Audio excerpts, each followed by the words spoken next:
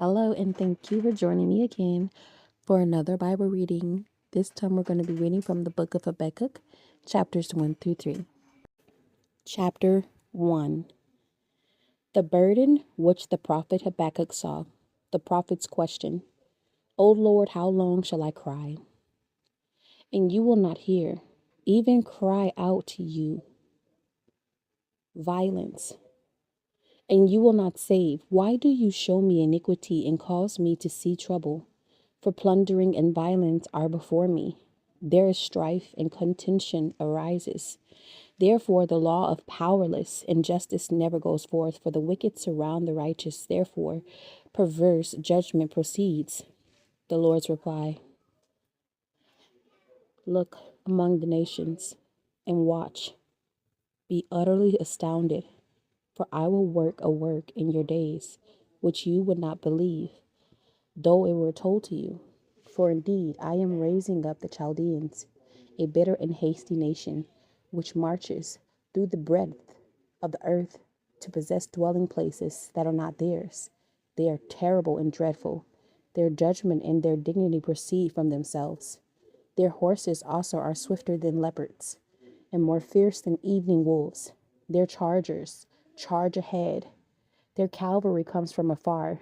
They fly as the eagle that hastens to eat. They all come for violence. Their faces are set like the east wind. They gather captives like sand. They scoff at kings, and princes are scorned by them. They deride every stronghold, for they heap up earthen mounds and seize it. Then his mind changes, and he transgresses.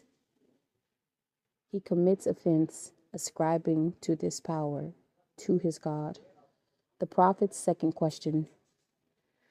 Are you not from everlasting, O Lord my God, my Holy One? We shall not die, O Lord. You have appointed them for judgment.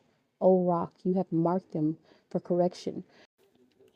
You are of purer eyes than to behold evil, and cannot look on wickedness. Why do you look on those who deal treacherously, and hold your tongue when the wicked devours a person more righteous than he? Why do you make men like fish of the sea, like creeping things that have no ruler over them? They take up all of them with a hook. They catch them in their net and gather them in their dragnet. Therefore they rejoice and are glad. Therefore they sacrifice to their net and burn incense to their dragnet. Because by them their share is sumptuous and their food plentiful. Shall they therefore empty their net and continue to slay nations without pity? Chapter 2.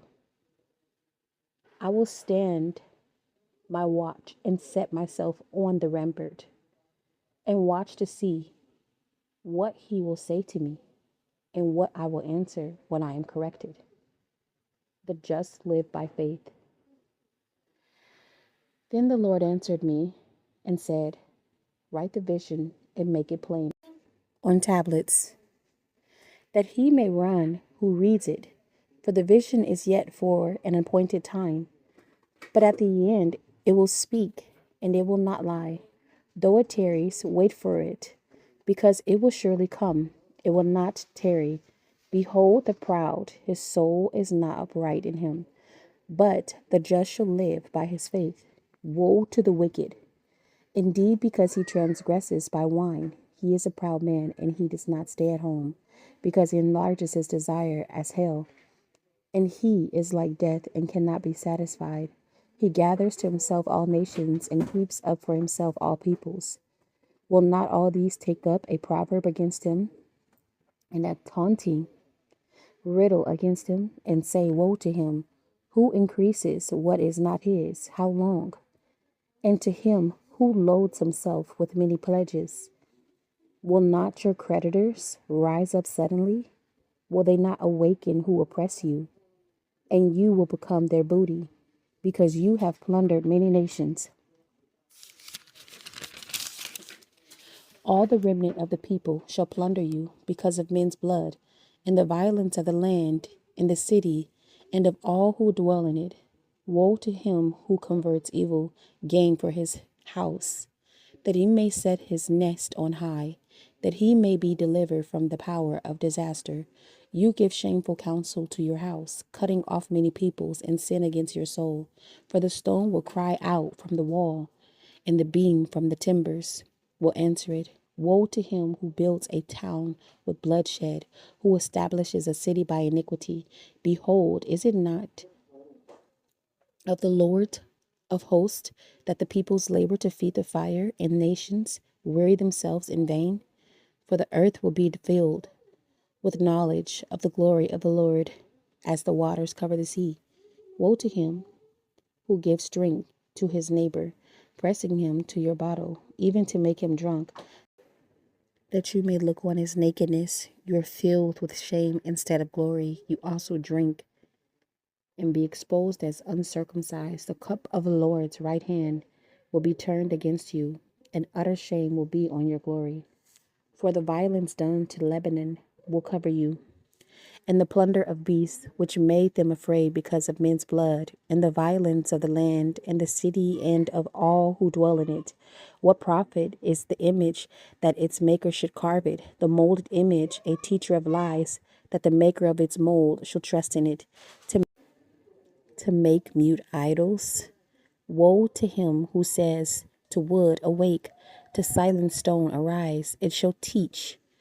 Behold, it is overlaid with gold and silver, yet in it there is no breath at all. But the Lord is in his holy temple.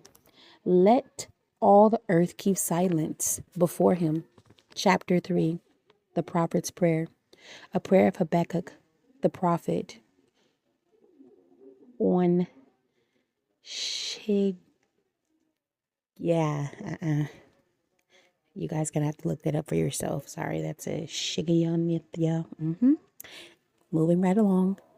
O Lord, I have heard your speech and was afraid, O Lord. Revive your work in the midst of the years. In the midst of the years, make it known. In wrath, remember mercy. God came from Teman, the Holy One from Mount Paran. Selah. His glory covered the heavens, and the earth was full of his praise. His brightness was like the light. He had rays flashing from his hand, and there his power was hidden. Before him went pestilence, and fever followed at his feet. He stood and measured the earth. He looked and startled the nations, and the everlasting mountains were scattered. The perpetual hills bowed. His ways are everlasting. I saw the tents of Cushan in affliction. The curtains of the land in Midian trembled. O Lord, were you displeased with the rivers? Was your anger against the rivers? Was your wrath against the sea? That you rode on your horses, your chariots of salvation. Your bow was made quite ready. Oaths were sworn over your arrows, Selah. You divided the earth with rivers. The mountains saw you and trembled. The overflowing of the water passed by. The deep uttered its voice and lifted its hands on high. The sun and moon stood still in their habitation. At the light of your arrows they went, at the shining of your glittering spear. You marched through the land in indignation. You trampled the nations in anger. You went forth for the salvation of your people, for salvation with your anointed. You struck the head from the house of the wicked, by laying bare from foundation to neck, Selah. You thrust through with his own arrows the head of his villages. They came out like a whirlwind to scatter me. Their rejoicing was like feasting on the poor in secret. You walked through the sea with your horses, through the heap of great waters. When I heard, my body trembled, my lips quivered at the voice. Rottenness entered my bones, and I trembled in myself, that I might rest in the day of trouble. When he comes up to the people, he will invade them with his troops. A hymn of faith.